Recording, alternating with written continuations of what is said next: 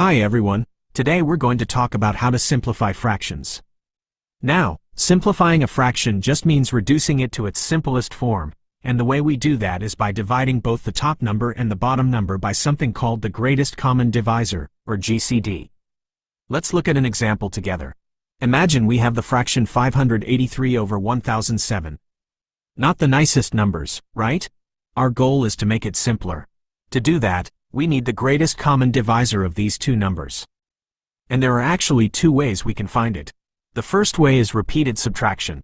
Here's how it goes. Start with the larger number, 1007, and subtract the smaller one, 583. That gives us 424. Now we keep going. Take 583, subtract 424, we get 159.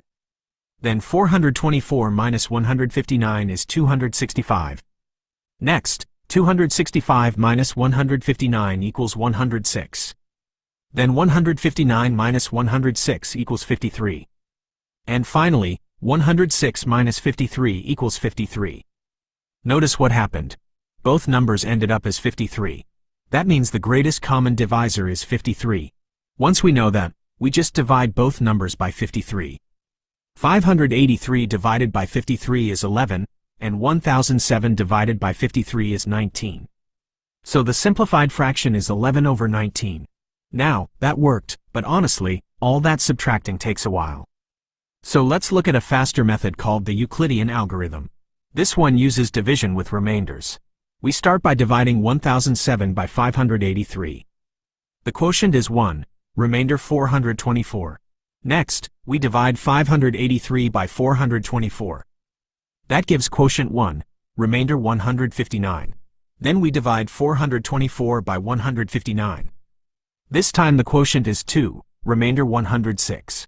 Next, divide 159 by 106. Quotient 1, remainder 53. Finally, divide 106 by 53.